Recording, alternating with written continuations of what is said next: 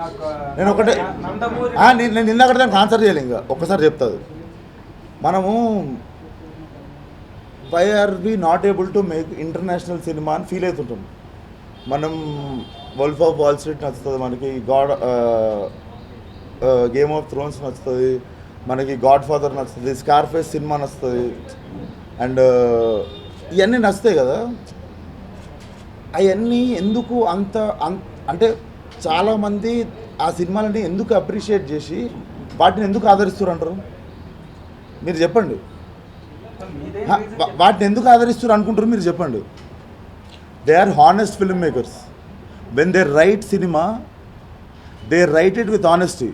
They don't write by putting a meter. మీకు తెలుసా, gangs of గోదావరిలో ఒక ఫైట్ ఉంటుంది, ఇంటర్వెల్ ముందు వచ్చే ఫైటు. సగం కంటే ఎక్కువ ఫైట్లో బ్యాక్గ్రౌండ్ స్కోర్ ఉండదు, స్లో మోషన్ షాట్ ఉండదు. కానీ స్పీకర్లు పగిలిపోయే బ్యాక్గ్రౌండ్ స్కోర్ పెట్టి స్లో మోషన్లో ఫైట్ చేసిన దానికంటే ఎక్కువ ఇంపాక్ట్ ఉంటుంది. నేను మీకు మాట ఇస్తున్నది. We're trying to make Telugu cinema global. If we all come together we can make it. ఇప్పుడు నాలంటూ ఆన్సర్ చెప్తాడు, ఇంకోటి భయపడి ఇంటికి వెళ్ళిపోతాడు. చేద్దామా, ఇంటికి వెళ్ళిపోదామా, తెలుగు సినిమాని పైకి తీసుకోదామా, లేకపోతే మనం ఈ పట్టుకుందామా? మీరు అది చెప్పారు. No, I'm telling you, film making is evolving. Let's not kill. 20-30 రోజుల నుండి థియేటర్లు ఖాళీగా ఉన్నాయి. So what we meant was the process of film making is changing. So ఇప్పుడు ఇంగ్లీష్ ట్రైలర్లో వాట్ ద ఫక్ అంటే తప్పు అనిపించట్లేదు మనకి. అది తెలుగు ట్రైలర్లో తెలుగులో బూత్ పెడితే ఇంతసేపు డిస్కషన్ పెట్టారు. That's the process, point of view అంతే. ఇంగ్లీష్లో మాట్లాడితే అది బూత్ కాదు, తెలుగులో మాట్లాడితే అది బూత్. నందమూరి నరసింహం, కొడిదెల కొదమసింహం 2 అసెంబ్లీలో అడుగు పెడితే ఎంత కిక్ వస్తుందో, గ్యాంగ్స్ ఆఫ్ గోదావరి చూస్తే అంత కిక్ వస్తుందని చెప్పి హైపరాది మాట్లాడటం జరిగింది. దాని మీద మీ కామెంట్ ఏంటి? అది హైపరాది అడగండి.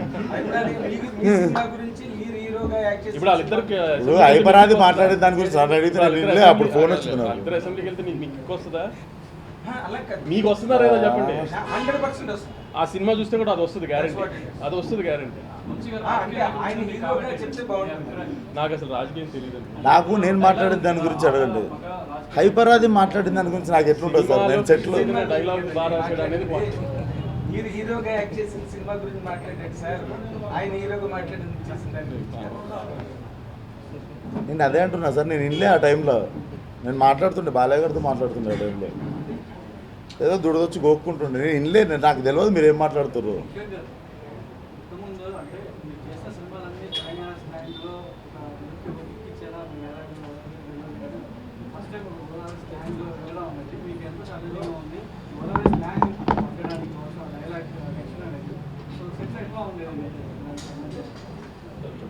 నాకు ఒకటే అనిపించింది సార్, నన్ను ఎవ్వడు ఏలెత్తి చూపించద్దు.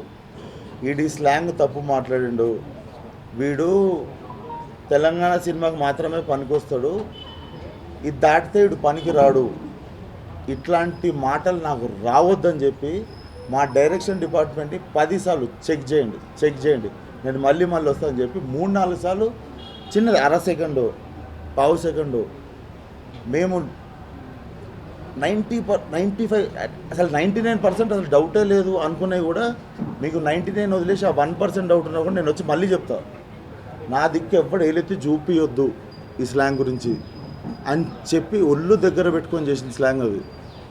And I think I will deliver and I won't disappoint you. నా అన్ని సినిమాలు ఒక ఎత్తు, అవన్నీ మిక్స్లు వేసి 10 సార్లు తిప్పితే ఈ సినిమా. వంశీ గారు కూడా ఈ సినిమా గురించి వచ్చేసరికి మీ గురించి ఎక్కువ మాట్లాడుతున్నారు. ఎవరితో మాట్లాడినా మీకు యాక్టివ్ గురించి మొన్న ఈవెంట్లో కూడా అది తను కాదు, నేను కాన్ఫిడెంట్గా చెప్తున్నాను కదా. ఈ 5 ఇయర్స్లో విశ్వక్ చేసిన సినిమాలు అన్నింటిలో విశ్వక్ పర్ఫార్మెన్స్ ఒక ఎత్తు, గ్యాంగ్స్లో విశ్వక్ పర్ఫార్మెన్స్ ఒక ఎత్తు. నేను మొన్న కూడా మీకు స్పెసిఫిక్గా చెప్పాను, రిజల్ట్ ఓరియంటెడ్గా అది మనం రేపు మధ్యాహ్నం పెట్టుకునే ప్రెస్ మీట్లో మాట్లాడుకుందాం. కానీ రిజల్ట్ గురించి, విశ్వక్ పర్ఫార్మెన్స్ గురించి అయితే నేను ఇవాళ కూడా I can bet on it. Vishwak last 5 ఇయర్స్లో చేసిన పర్ఫార్మెన్స్ అంతా ఒక చిన్న ట్రైలరే. రేపు గ్యాంగ్స్లో చూస్తారు అసలు విశ్వక్ సేన్. అయితే వంశీ గారు చాలా రియల్లీ ఆయన ఏది మాట్లాడినా ట్రూగా ఆనెస్ట్గా from the bottom of the heart మాట్లాడడం వంశీ గారికి అలవాటు మంచిగా వచ్చేదండి.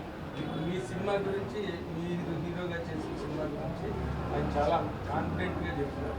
ఈ సినిమా మీకు స్టెప్పింగ్ స్టోన్ అవుతుందా, మైల్ స్టోన్ అవుతుందా? తెలుగు సినిమాలో గుర్తుపెట్టుకునే మైలురాయి అవుతుంది సార్. చాలా పెద్ద మాట మాట్లాడినా కానీ నేను నైట్ సినిమా చూసి మీకు చెప్తున్నా, కొత్త సినిమా రావాలి అని మనం కోరుకుంటాం కదా.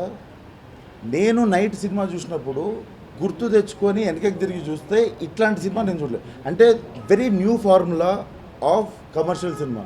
అంటే ఇట్స్ మోర్ దాట్ న్యూ ఫామ్లో కంటే ఇంత యంగ్ కుర్రోడు ఆ క్యారెక్టర్ పుల్ ఆఫ్ చేసాడని you'll be surprised. I mean తన ఏజ్కి ఈ క్యారెక్టర్ పుల్ ఆఫ్ చేశాడు అంటే ఇలాంటి క్యారెక్టర్ ఇప్పటిదాకా మనకి పెద్ద హీరోలు చేశారు. సో ఈ క్యారెక్టర్ పుల్ ఆఫ్ చేశాడు అనిపిస్తుంది. సర్జీ గారు ఈ సినిమాకి రిలీజ్ ఒక ఇద్దరు మాట యువన్ శంకర్ రాజు గారిని తీసుకున్నారు కదా మ్యూజిక్ డైరెక్టర్. జనరల్గా ఎవరైనా కూడా మ్యూజిక్ డైరెక్టర్ అంటే మనకి తెలుగులో ఆ టైంకి ఎవరైతే బాగా హైప్లో ఉంటారో వాళ్ళు తీసుకుంటారు. బట్ యువన్ శంకర్ రాజు గారిని ఈ సినిమాకి స్పెసిఫిక్గా తీసుకోవడానికి రీజన్ ఇప్పుడు ఆయన తమిళ్లో చేస్తున్నారు, తెలుగులో ఈ మధ్య కాలంలో ఆయన మీరు ఇప్పుడు అడిగారు కదా, ఎలాగో మెలడీ సాంగ్ ఒకటి మంచి హిట్ అయింది, ఐటమ్ సాంగ్ ఒకటి బాగా రీచ్ అయింది బిఫోర్ రిలీజ్ వచ్చే కంటెంట్కి. రేపు మధ్యాహ్నం ఎలాగో ప్రెస్ మీట్ పెట్టుకుంటాం, సక్సెస్ మీట్. నేను అంటున్నాను కాన్ఫిడెంట్గా చెప్తున్నాను, సక్సెస్ మీట్ పెట్టుకుంటాము. రేపు మీరే అడుగు చెప్తారు నాకు యువన్ శంకర్ రాజుని పెట్టుకుని మంచి పని చేశారండి. రీజన్ ఏంటి సార్ దానికి? రేపు మీరే చెప్తారు కానీ నాకు రీజన్ ఏంటో ఒకటి. బాగా మ్యూజిక్ చేస్తాడండి. లేకపోతే చాయిస్ ఎవరిది?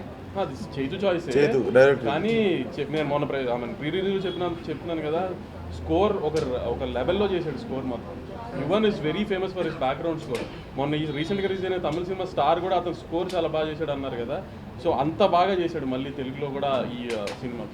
31st రిలీజ్, 1st తారీఖు ఎగ్జిక్యూట్స్, మళ్ళీ తర్వాత 4th రిజల్ట్, మొత్తం మళ్ళీ ఆ వేలు జనాలు మొత్తం థాట్ అట్టుకుంటున్నారు. ఈ సందర్భంలో సినిమా అంటే ఎఫెక్ట్ ఏమైనా పడుతున్నారు? సార్ మేజర్గా ఈ 2 months మనకి టిల్లు తర్వాత ఇట్ల తర్వాత